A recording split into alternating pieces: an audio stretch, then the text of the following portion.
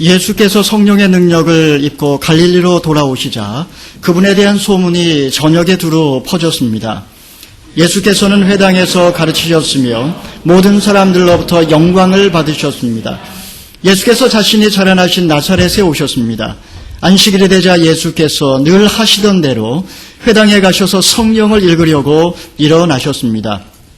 예언자 이사야의 두루마리를 건네받으시고 두루마리를 펼쳐 이렇게 기록된 곳을 찾아 읽으셨습니다.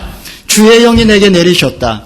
이는 하나님께서 내게 기름을 부으셔서 가난한 사람들에게 복음을 전파하도록 하기 위해서다. 하나님께서는 포로된 사람들에게 자유를, 못 보는 사람들에게 다시 볼 수 있음을, 억눌린 사람들에게 해방을 선포하기 위해 나를 보내셨다. 주의 은혜를 선포하도록 하기 위함이다. 예수께서는 두루마리를 말아서 시중 들던 자에게 돌려주시고 자리에 앉으셨습니다. 회당 안에 있던 모든 사람들의 눈이 일제히 예수를 주시했습니다. 예수께서 그들에게 말씀을 시작하셨습니다. 오늘 이 말씀이 너희가 듣는 자리에서 이루어졌다. 함께 읽겠습니다. 그러자 모든 사람이 감탄하고 그분의 입에서 나오는 은혜로운 말씀에 놀라며 저 사람은 요셉의 아들이 아닌가라고 물었습니다. 아멘. 폴란드 출신의 유대인 화가 해리 리버만이라고 하는 사람이 있습니다. 그가 그림을 공부하기 시작할 때의 나이가 81살이었습니다. 다들 일선에서 물러나서 시니어 센터에서 체스를 두면서 일생을 소일할 때에 그는 전혀 다른 삶에 도전을 한 것입니다. 마침내 리버만은 원시의 눈을 가진 미국의 샤갈이다.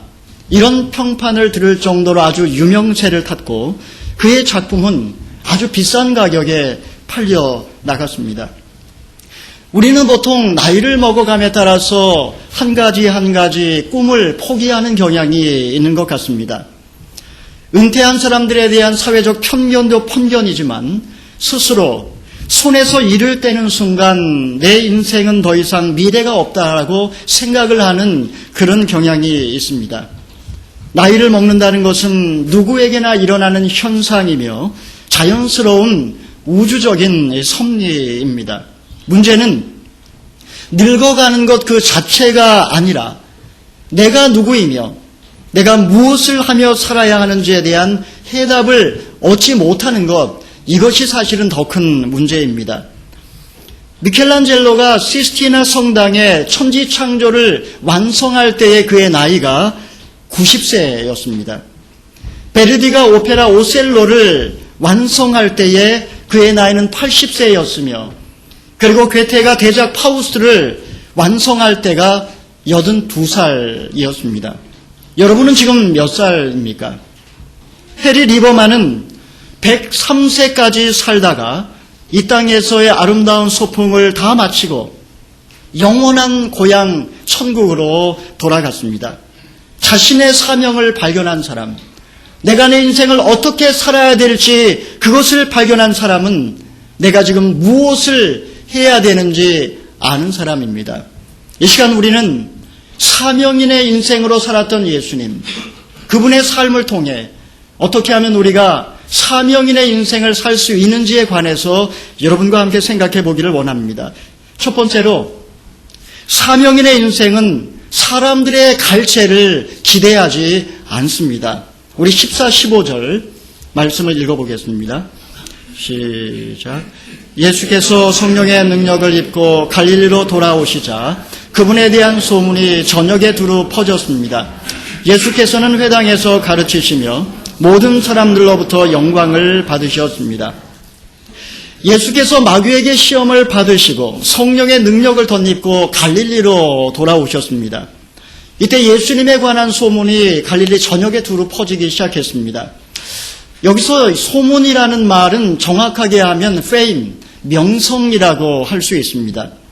예수님께서 명성이 갈릴리에 두루 퍼졌고 이제 예수님이 가르칠 때마다 모든 사람들로부터 영광을 받았다라고 성경은 이야기를 하고 있습니다. 예수님의 명성과 예수님의 그 권세, 그 모든 것을 통해 사람들은 하나님의 영광을 보았던 것입니다. 여러분, 우리가 생각할 때에 이제 막 공생애를 시작하신 예수님, 그에게서 사람들의 이런 칭찬과 격려가 얼마나 큰 위로가 되었을까요? 하지만 이상하게도 예수님은 사람들의 갈채를 기대하지 않으셨습니다. 오히려 성경 전반을 걸쳐서 예수님은 오히려 사람들의 칭찬과 사람들의 열광에 대하여 오히려 부담을 느끼셨고 그리고 그들을 피하셨던 것을 저희는 볼 수 있습니다. 여러분, 우리는 누구나 이런 사람들의 칭찬과 갈채를 바랍니다. 그런데 왜 예수님께서는 이렇게 사람들의 갈채로부터 자유로울 수 있으셨을까요? 그것은 오늘 성경 본문에 보니까 예수님께서 성령의 능력을 덧입어 이제 갈릴리로 나오셨다라는 말에서 답을 찾을 수 있습니다. 예수님이 성령의 충만함을 덧입었습니다. 바로 그것이 세례받으실 때 하늘의 문이 열리며 이는 내 사랑하는 아들이여 내 기뻐하는 자라 그러면서 하나님의 성령이 비둘기같이 예수님에게 임하셨던 것입니다. 성령의 능력을 덧입었을 때 예수님은 자신이 하나님의 아들이라고 하는 정체성, 이 정체성에서 오는 자신감 때문에 예수님께서는 사람들의 갈채에 흥분하지 않으셨던 것입니다. 여러분, 우리는 왜 사람들의 인정과 칭찬에 그렇게 예민하게 반응할까요? 저나 여러분이나 사람들이 나를 어떻게 생각하는지에 대해서 엄청 신경을 많이 씁니다. 그것은 왜 그럴까요? 사실 그것은 나의 정체성이 그만큼 분명하지 않기 때문입니다. 실체는 별 볼 일 없는데 좋은 평판 나기를 기대하는 것은 욕심입니다. 좋은 소문 나기 전에 나 자신이 누구인지, 내가 얼마나 하나님으로부터 사랑받는 존재인지에 대한 이 정체성이 분명할 때 사람들의 갈채에 신경 쓰지 않는 것입니다. 사랑하는 성도 여러분, 좋은 소문보다 본질이 앞서고 다른 사람들의 인정과 칭찬보다 내가 하나님 앞에 어떤 존재인지를 아는 것이 우선입니다. 이것이 분명한 사람은 다른 사람이 나에 대해서 뭐라고 하든지 어떻게 평가하든지 어떻게 생각하든지 상관없이 일관되게 내가 하나님의 사랑받는 자녀로 당당하게 자기의 길을 걸어갈 수 있었던 것입니다. 이런 사람들은 사람들의 평판에 일희일비하지 않고 지속적으로 본질을 추구합니다. 사람들의 인정과 칭찬은 지나가지만 그러나 결국 본질은 영원히 남기 때문입니다. 나는 누구인가? 나는 지금 무엇을 위해 살아야 되는가? 여러분, 이것을 고민하며 살아갈 때에 사람들의 평판에 낙심하지 않고 또는 사람들의 평판에 흥분하지 않고 자기의 길을 뚜벅뚜벅 갈 수 있는 것입니다. 두 번째로 사명인의 인생을 산다라는 것은 무엇일까요? 그것은 내가 지금 무엇을 해야 되는지를 아는 것입니다. 우리 본문 16절 17절 읽어보겠습니다. 시작. 예수께서 자신이 자라나신 나사렛에 오셨습니다. 안식일이 되자 예수께서 늘 하시던 대로 회당에 가셔서 성경을 읽으려고 일어나셨습니다. 예언자 이사야의 두루마리를 건네 받으시고 두루마리를 펼쳐 이렇게 기록된 곳을 찾아 읽으셨습니다. 예수님께서 자신이 자라나신 나사렛으로 돌아오셨습니다. 안식일이 되자 예수님께서는 늘 하시던 대로 회당에 가셔서 성경을 읽으려고 일어나셨습니다. 사복음서를 대조해 보면 이때 예수님께서 갈릴리 사역을 시작하신 지 한 1년 남짓 지날 때였던 것으로 추정됩니다. 예수님께서는 늘 하시던 대로 회당으로 가셨습니다. 여기서 늘 하시던 대로라는 말의 헬라어 원어를 보면 습관대로라고 하는 말이 더 정확합니다. 거룩한 습관. 예수님께서는 늘 회당으로 가셨고 회당에서 하나님의 말씀을 증거하셨습니다. 거룩한 습관은 자신의 사명에 집중합니다. 일반적으로 이스라엘에서는 사람이 성인이 되면 안식일에 회당에서 누구나 순서에 따라서 회당에서 말씀 봉독을 할 수 있었습니다. 유대교에서는 성경 봉독이 있은 다음에 우리 기독교처럼 목회자가 나와서 설교를 하는 것이 아니라 누구나 자유롭게 그 주제에 관해서 토론할 수가 있었습니다. 이때 회당장이 예수님께 이사야 두루마리를 가지고 나왔습니다.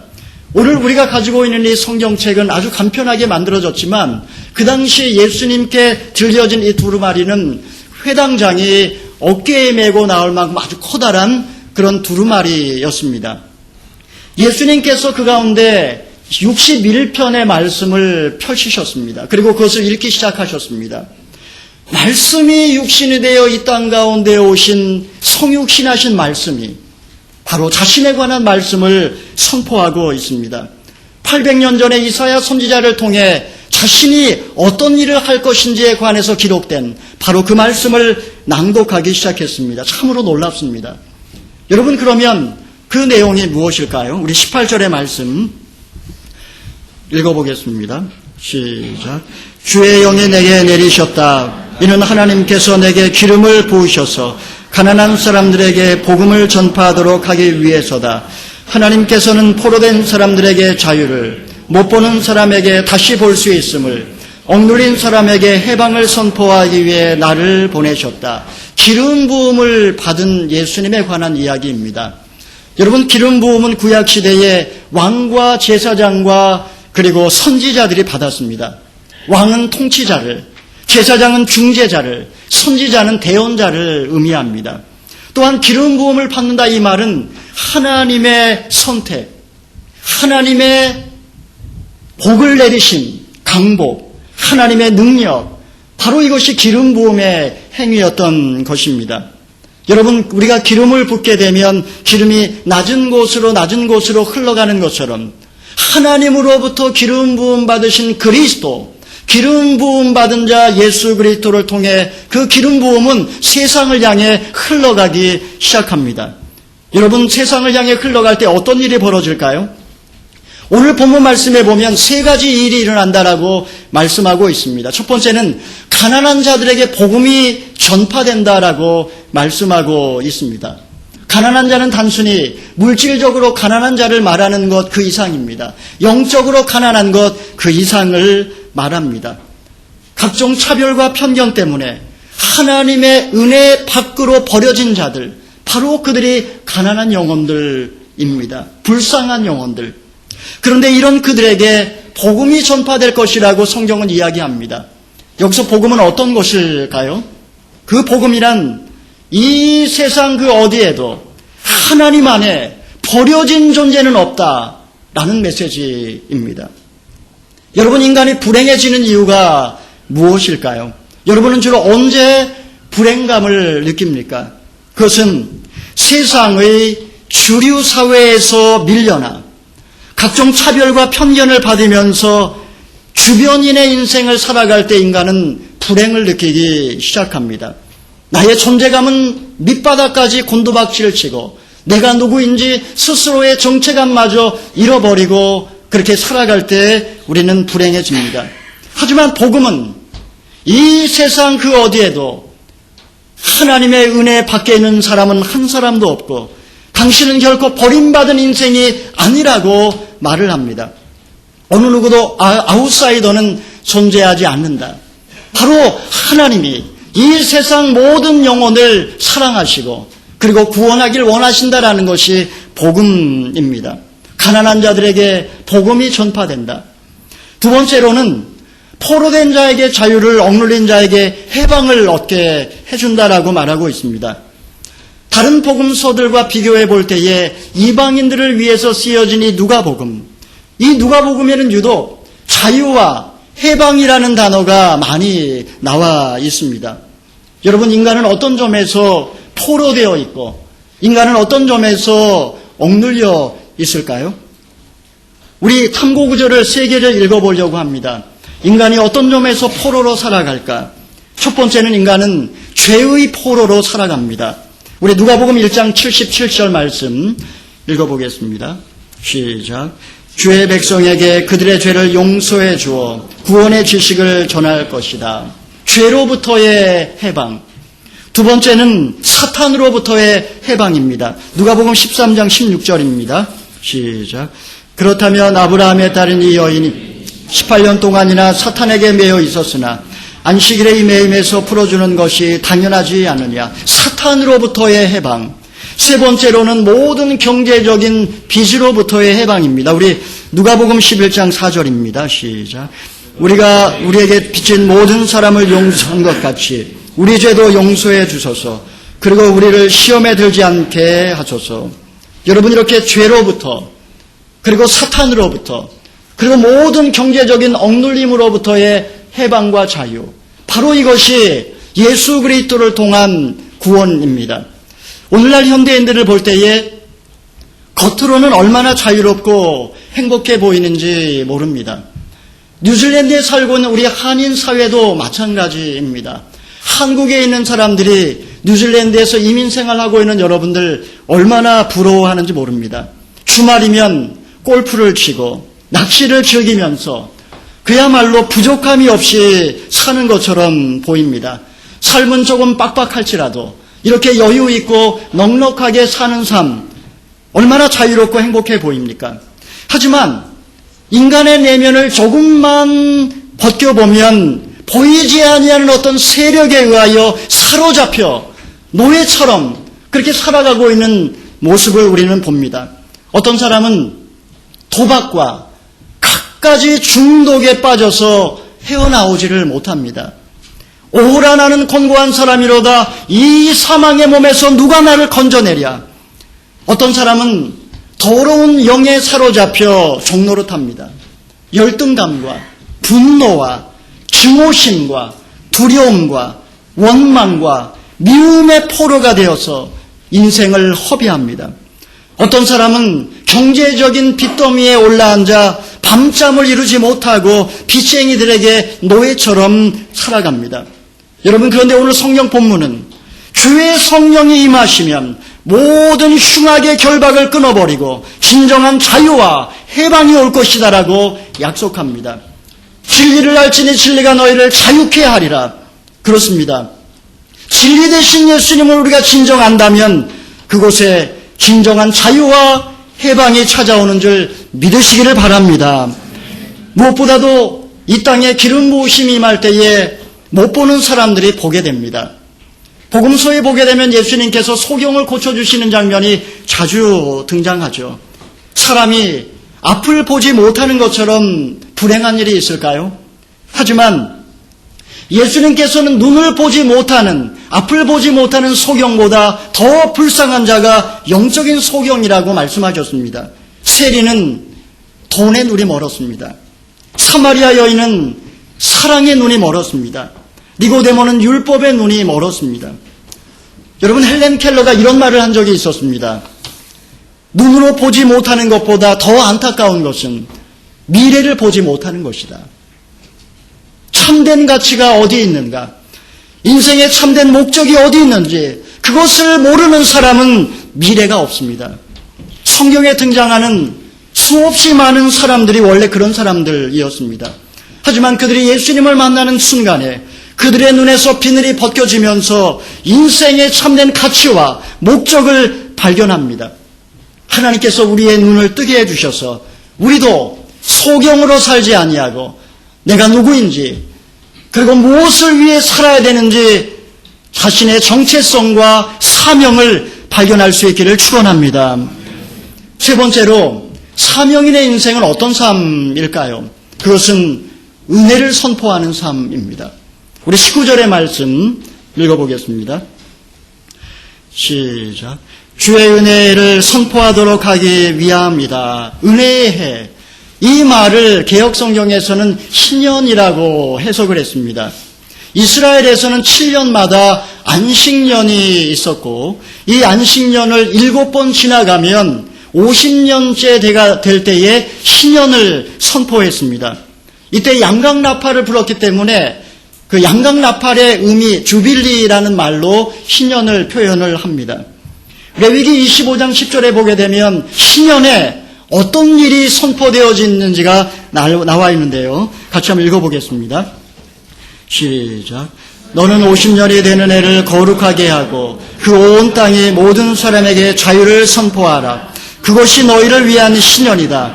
너희 각 사람은 각자의 소유지로 돌아가고 너희 각 사람은 각자의 동족에게로 돌아가라. 여러분, 신년이 선포되게 되면 모든 노예들을 다 풀어주었습니다.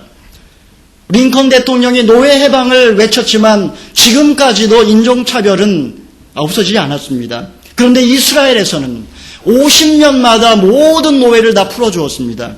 빚도 모두 다 탕감해 주었습니다.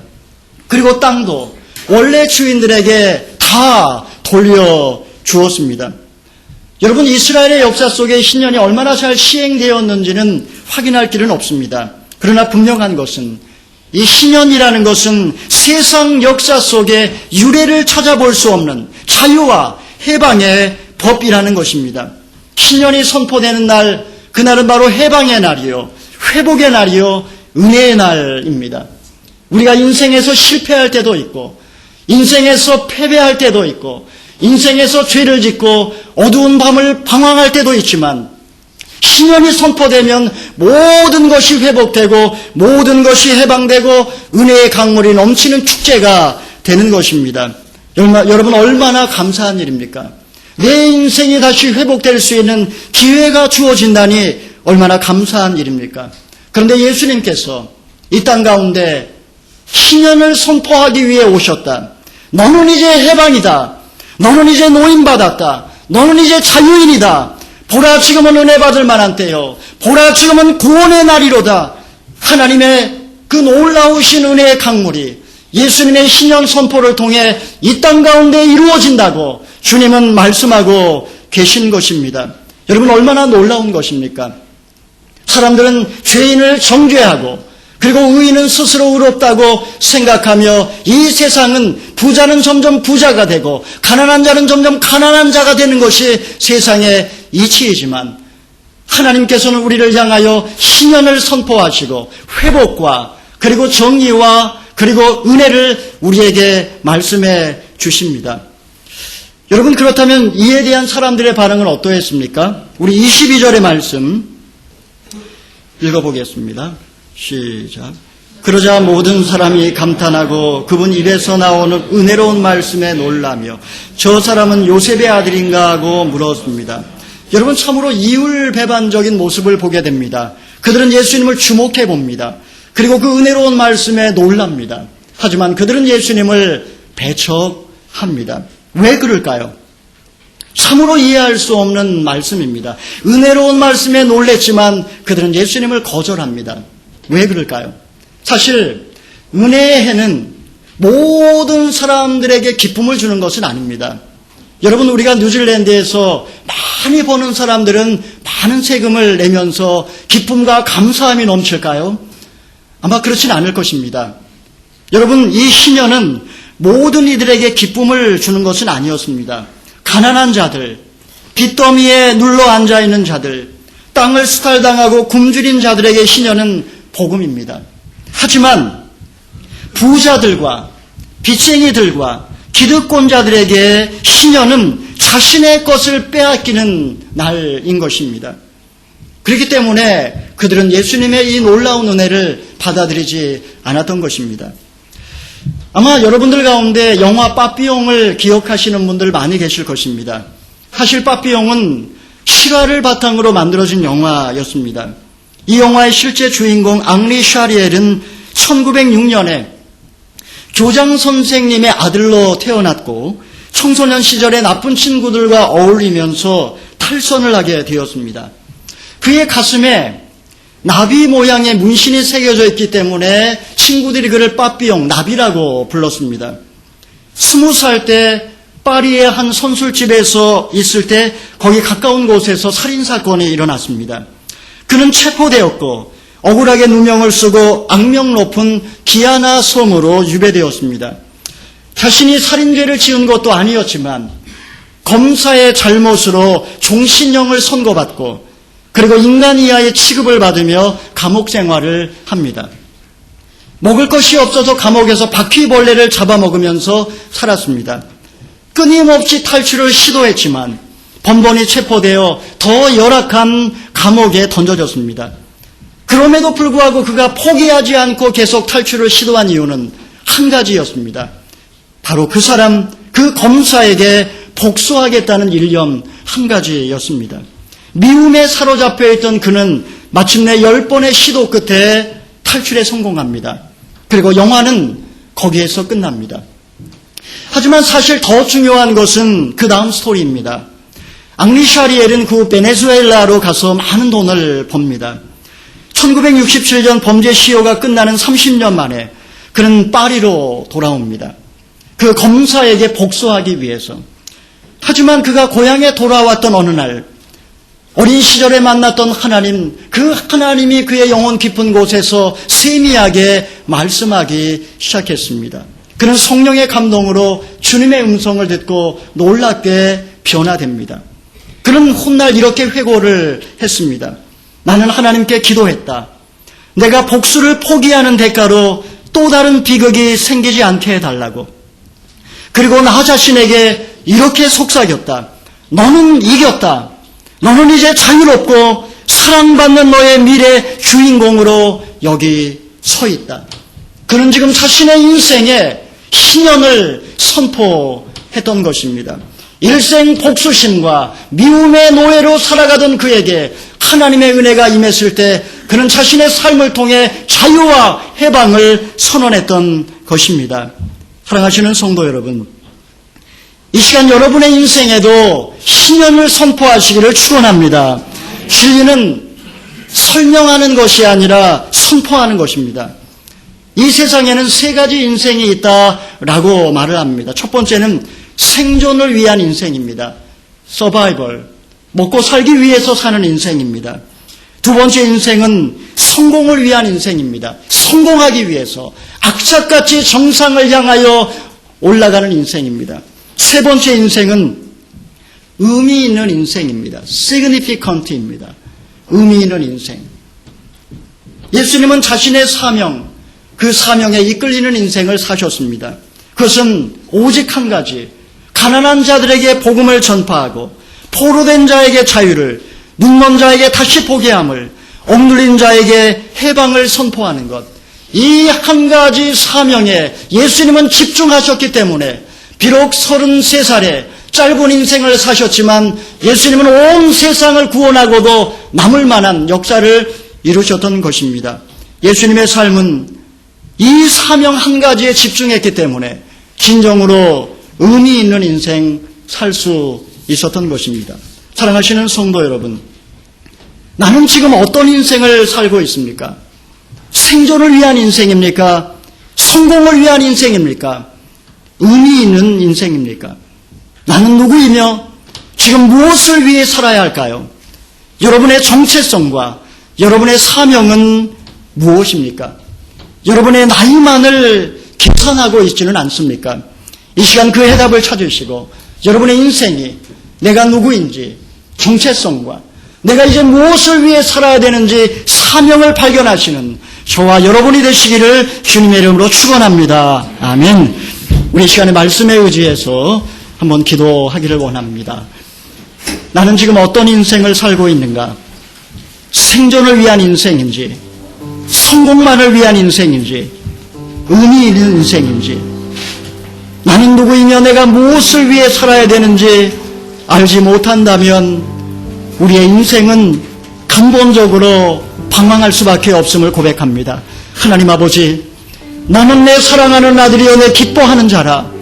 이 하나님의 음성을 들은 것이 주님을 자신감 있게 했고 사람들의 칭찬에 갈채의 박수를 개의치 아니하고 자기의 인생을 갈 수 있었던 것처럼 가난한 자들에게 복음을 전파하고 눈먼 자를 보게 하고 포로된 자에게 자유를, 억눌린 자에게 해방을 선포하는 것, 이 분명한 사명에 대한 확신이 있었기 때문에 예수님은 비록 3년의 짧은 인생을 사셨지만 내가 다 이루었다 말씀하신 것처럼 하나님 아버지, 내가 지금 나이만을 생각하며 주저앉아 있지 아니하게 도와주시고 내가 누구인지 그리고 나의 사명은 무엇인지를 다시 한번 발견하게 도와주시옵시고 내 인생의 신년을 선포하게 하여 주시옵소서. 같이 한번 기도하겠습니다.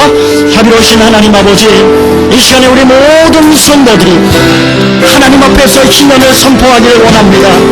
내가 지금 어떤 인생을 살고 있는지, 생존을 위한 인생인지, 성공을 위한 인생인지, 흥미를 위한 인생인지, 내가 누구인지, 무엇을 위해 살아야 되는지, 나의 정체성과 나의 사명이 무엇인지를 알게 도와주시옵시고, 나의 나이만을 계산하며 주가 앉아있지 않게 도와주시고, 하나님 아버지요, 하나님의 그 신은혜로 내 삶 속에 신년을 선포하게 하여 주시옵소서.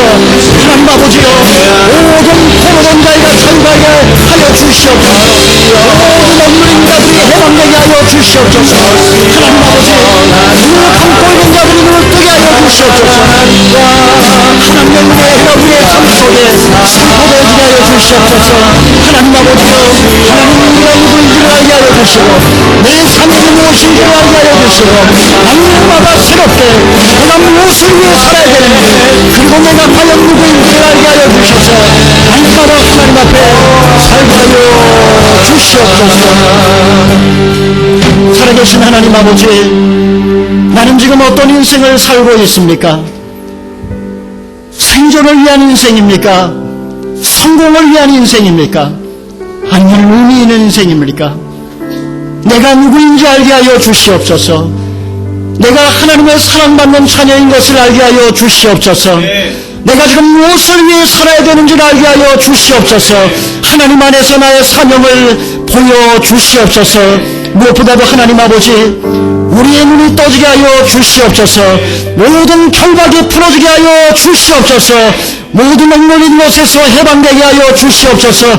내 인생이 더 이상 죄와 사탄과 갖가지 무거운 짐에서 자유와 해방을 경험하게 도와주시고, 내 인생을 향하여 신년을 선포하게 하여 주시옵소서. 감사하며 예수님의 이름으로 기도하옵나이다. 아멘. 함께 일어나셔서 봉헌하며 주님께 나아가겠습니다.